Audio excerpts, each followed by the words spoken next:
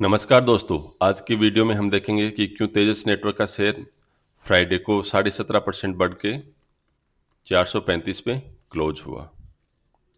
सबसे पहले standard disclaimer, मैं कोई सेबी रजिस्टर्ड एडवाइजर नहीं हूँ, ना ही ये वीडियो कोई बाय रिकमेंडेशन है।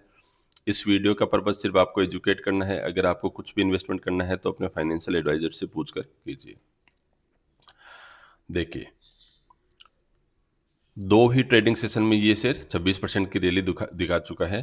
फ्राइडे को अकेले को हम देखेंगे तो ये शेयर 17.5% बढ़ के 435 पर क्लोज हुआ है। अब हम देखते हैं कि इसका मेन ट्रिगर क्या था। तेजस नेटवर्क ने जापानीज कंपनी एनईसी के साथ एन एग्रीमेंट किया है और ये एग्रीमेंट होगा manufacturing and supply of 5G massive memo radios. तो जैसे ही मार्केट को ये फिगर आउट हुआ कि ये 5G कॉन्ट्रैक्ट के साथ एनईसी के साथ में ये डील साइन हुई है, तो उसके बाद से ही इसके अंदर काफ़ी अच्छा बाइंग इंटरेस्ट दिखा शेयर के अंदर डील अनाउंसमेंट के बाद में, और उसके बाद में अच्छा मोमेंटम बनता गया और इंस्टीट्यूशंस ने भी इसमें काफ़ी पैसा डाला है। तो उसके बाद से ये शेयर अल्टीमेटली फ्राइडे को 17.5% ऊपर जाके बंद हुआ। अब एक ब्रीफ हिस्ट्री तेजस ग्रुप के बारे में।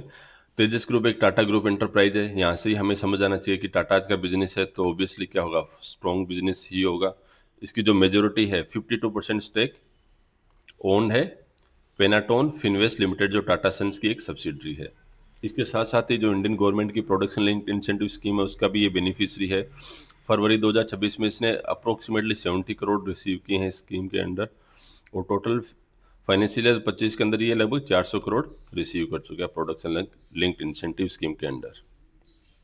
अब देखते हैं कौन कौन से मेन सेक्टर्स हैं जिसके अंदर ये काम करती है। सबसे पहले तो टेलीकॉम इंफ्रास्ट्रक्चर में काम करती है, ऑप्टिकल और वायरलेस नेटवर्क्स में, 5G नेटवर्क्स में। गवर्नमेंट और डिफेंस नेटवर्क्स के लिए जो सिक्योर कम्युनिकेशन होते हैं इंडियन डिफेंस सर्विसेज के लिए, वो भी तेजस नेटवर्क प्रोवाइड करवाता है।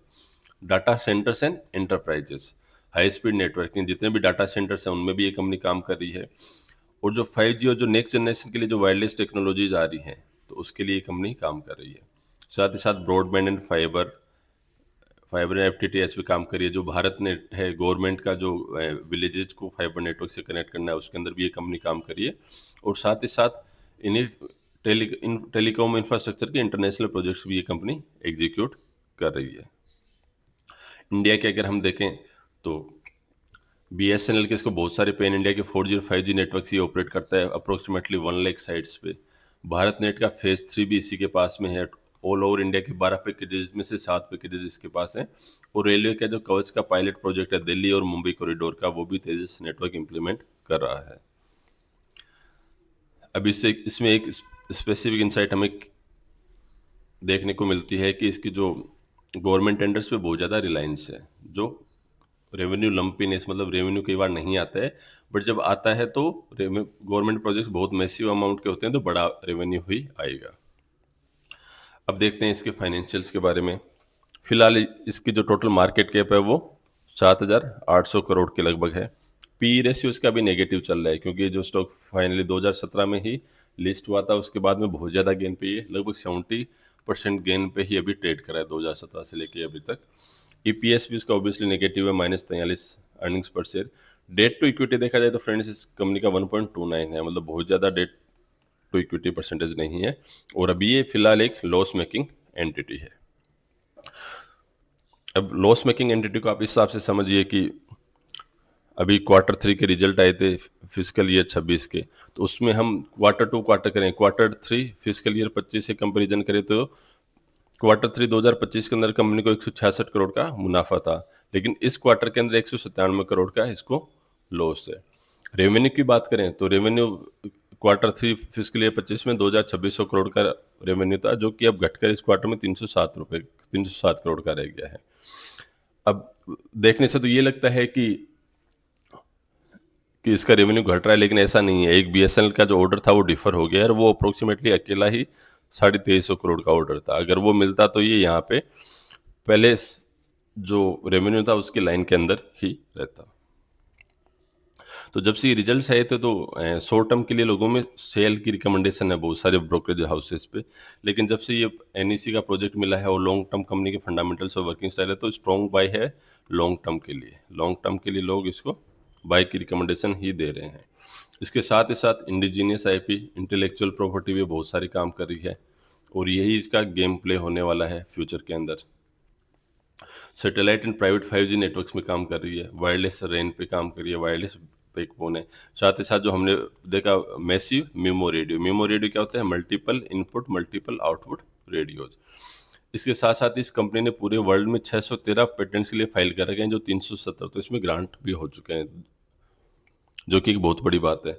अब इसके बाद में जब इंडिया के पास में इंडिया का जो तेजस नेटवर्क है प्लस एनईसी जापानीज कंपनी का उसको कॉन्ट्रैक्ट मिल गया है मल्टीपल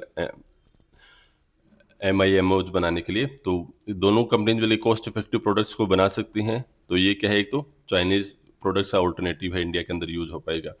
साथ ही साथ क्या है, RIP and replace of Chinese infrastructure, ये दोनों कंपनी मिलके चाइनीज इंफ्रास्ट्रक्चर को वो कर सकते हैं कि उसका रिप्लेसमेंट सब्सटीट्यूट कर सकते हैं, पूरे वर्ल्ड के अंदर इसको एक्सपोर्ट कर सकते हैं। साथ ही साथ ये कंपनी अफ्रीका और साउथ ईस्ट एशिया, पूरे अफ्रीका और साउथ ईस्ट एशिया के अंदर नेगोशिएशन चल रही है अपने प्रोडक्ट्स को सप्लाई करने के लिए।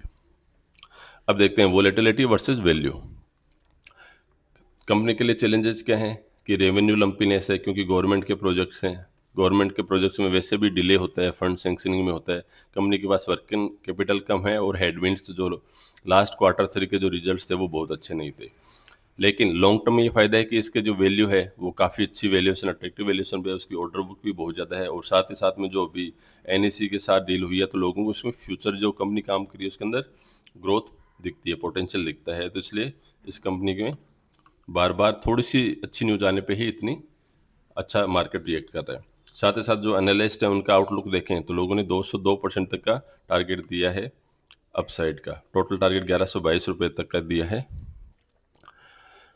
अब फ्रेंड्स आप कमेंट करके बताइए कि क्या आप तेजस नेटवर्क में इन्वेस्ट करने वाले हो या नहीं। वीडियो अच्छा लगा तो चैनल को सब्सक्राइब जरूर कीजिए।